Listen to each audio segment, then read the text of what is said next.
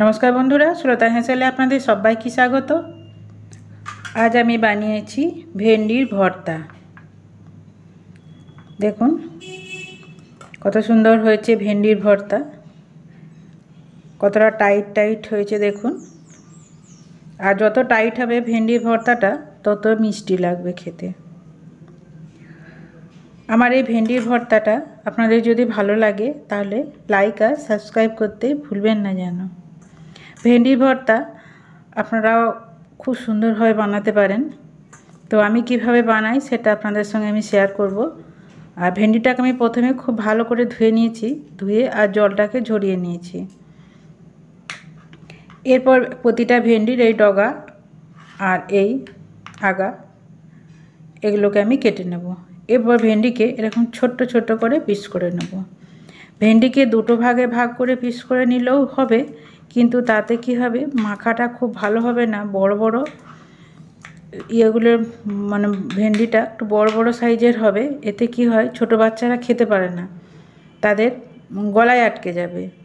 অনেকে যেমন আমার ছেলে ছোটোবেলায় এরকম বড় বড় করে ভেন্ডি কাটলে মানে একটা ভেন্ডিকে দুটুকরো করলে গলায় আটকে যেত, হক হাক করতো।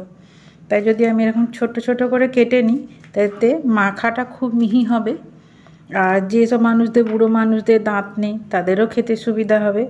ঠিক এই রকম করে ভেন্ডিগুলোকে কেটে নিতে হবে। আমি ভর্তা বানালে এরকম করে কাটি,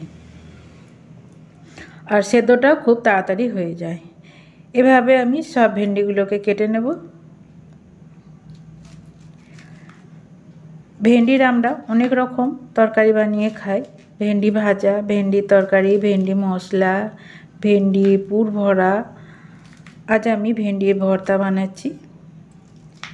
দেখুন এইভাবে বানালে কিন্তু ভেন্ডি ভর্তাটা খেতে খুব সুন্দর লাগবে। পুরো ভেন্ডিটা আমি কেটে নিয়েছি আর এরকম একটা ছেঁদা পাত্র নিয়েছি। ভেন্ডিকে সুতো বেঁধে ভাতের মধ্যে দিলেও হয়ে যায়, কিন্তু সেটা এতটা মিষ্টি লাগবে না, একটু চপসা লাগবে আর একটু জল জলে টাইপের হয়ে যায়। তাই আমার মতন পদ্ধতিতে বানালে দেখবেন ভেন্ডিটা খেতে খুব ভালো লাগবে। আর এর যে একটা টাটকা গন্ধ স্বাদ সবই অটুট থাকবে। ভেন্ডিটা আমি নিয়ে নিয়েছি একটা ছেঁদা বাটির মধ্যে। এদিকে আমি নুন দিয়ে দিচ্ছি। একটু নুন দিলে কি হবে ভেন্ডিটা খুব তাড়াতাড়ি নরম হয়ে যাবে।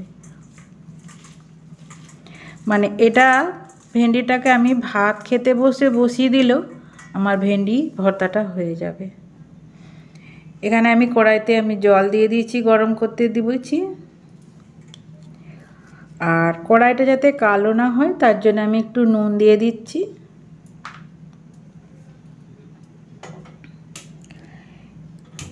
এরপর আমি গ্যাসটা জ্বেলে দিলাম। এর উপরে আমি একটা স্ট্যান্ড দিয়ে দেব।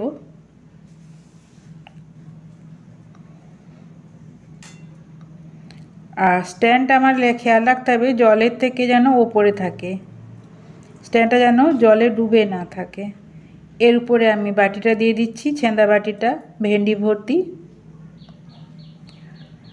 তার উপরে আমি একটা বড় ঢাকা দিয়ে দিচ্ছি। যে কোনো থালা বা যে কোনো জামবাটি, যেটা আমরা ফ্যান গড়াই বা বড় জিনিসের জামবাটি সবার বাড়িতেই থাকে, সেটাও চাপা দিতে পারি। আমি ইডলির ঢাকাটা আমি দিয়ে দিচ্ছি। এটাতে আমার খুব সুন্দর ঢাকা পড়ে গেছে। দিয়ে আমি 5 মিনিট একটু ভাপ তুলে নেব। 5 মিনিট পরে ফিরে এলাম। আর আমি আপনাদের একটা কাঁটা চামচে করে দেখাচ্ছি। দেখুন দেখুন কত সুন্দর একদম সেদ্ধ হয়ে গেছে ভাপে। আর দেখুন ভেন্ডির মধ্যে কোনো জল নেই, অথচ সুন্দরভাবে ভাপে ভেন্ডিটা সেদ্ধ হয়ে গেছে। আর দেখুন কালারও কিন্তু অটুট আছে, কালারের কোনো পরিবর্তন হয়নি। আর কোনো জল নেই, কিচ্ছু নেই, অথচ সুন্দরভাবে ভেন্ডিটা আমার সেদ্ধ হয়ে গেছে। এরপর আমি একটা অন্য পাত্রে ঢেলে একটু ঠান্ডা করে নেব। আর এই সময় গরম গরম আমি একটু চটকে নেব। হাতে করে তো চটকানো যাবে না, কারণ এটা গরম। তাই এরকম একটা চ্যাপ্টা ডাবুই করে আমি চটকে নিতে পারি।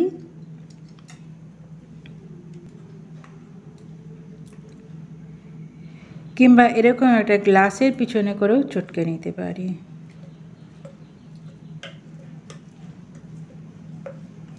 এটা আমি খুব সুন্দরভাবে চটকে নেব। আর এই সময়, এই গরমের সময় ভেন্ডি খাওয়া খুবই দরকার, কারণ এই সময় প্রচুর আমাদের ঘাম দেয়। এতে কি হয়, শরীরে ঘামটা বেরিয়ে যায়, দিয়ে আমাদের কোষ্ঠকাঠিন্য হয়। তাই ভেন্ডি খেলে কিন্তু কোষ্ঠকাঠিন্য দূর হয়। তাছাড়া ভেন্ডিতে কম ক্যালোরি আছে, আর ভেন্ডিটা সুগারের রোগীদের খুবই উপকারী। তার প্রচুর পরিমাণে অ্যান্টিঅক্সিডেন্ট আছে। এরপর আমি একটা কাঁচা লঙ্কা নিয়ে নিয়েছি। আমরা একটু ঝালটা কম খাই, আর ঝালটা আপনাদের স্বাদ মতো আর ভেন্ডির পরিমাপ অনুযায়ী আপনারা ঝালটা নিয়ে নেবেন। আপনারা যদি বেশি ঝাল খান কি অন্য রকম লঙ্কা দিতে চান দিয়ে দেবেন। তবে এই গরমের মধ্যে একটু কম ঝাল খেলেই ভালো। আর অবশ্যই কাঁচা লঙ্কা খাবেন, শুকনো লঙ্কাতে গ্যাস্ট্রিক হবে। তবে কিছু কিছু তরকারিতে শুকনো লঙ্কা আমি দিতে হয় স্বাদের জন্য, তবে তাতে কিন্তু ঝাল লাগে না। আর এই রকম একদম মিহি করে লঙ্কাটা কুচিয়ে নিলে ভেন্ডিটা কিন্তু খেতে ভালো লাগবে। আর দেখুন পেঁয়াজটাকেও আমি একদম মিহি করে কুচিয়ে নিচ্ছি। আর এখন এতটাই হট করে গরম পড়ে গেছে, তাই মাঝে মাঝে একটু ফ্রিজে ঠান্ডা জলও খেয়ে নিয়েছি, গলাটা একটু ধরে গেছে। ছেলেমেয়েরা ফ্রিজে ঠান্ডা জল ঢোকাচ্ছে, সেখান থেকে আমি ভাগ বসাচ্ছি। কে কে ঠান্ডা জল খেতে ভালোবাসেন জানাবেন আমাকে কমেন্টে। আর অবশ্যই ভেন্ডি ভর্তা কারা কারা ভালোবাসেন আর খুব বেশি ঝাল খান কারা আমাকে জানাবেন। দেখুন একদম কুচি কুচি করে পেঁয়াজটা কুচিয়ে নিয়েছি। এরপর আমি এর মধ্যে দিয়ে দিচ্ছি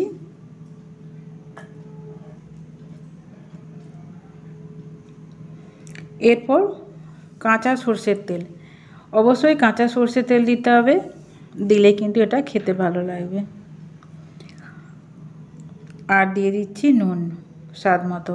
তবে খেয়াল রাখতে হবে, আমি যখন ভাপ তুলেছিলাম তখন কিন্তু নুন দিয়েছিলাম, তাই এরপরে একটু স্বাদ বুঝে নুনটা দিতে হবে, একটু চেখে দেখে নিতে হবে। দিয়ে দেখুন এবার আমি ভালো করে মিশিয়ে নিচ্ছি। আর কতটা টাইট হয়েছে দেখুন, আঠা আঠা ভাব রয়েছে। এরপর আমি একটু প্লেটে দিয়ে সাজিয়ে নিচ্ছি, একটা সাদা প্লেটের মধ্যে দিয়ে আপনাদের দেখাচ্ছি দেখুন। আর এই গরমের মধ্যে কাঁচা পেঁয়াজ আর কাঁচা লঙ্কা দিয়ে এই ভেন্ডি ভর্তা দিয়ে মোটামুটি পুরো ভাত খাওয়া হয়ে যাবে।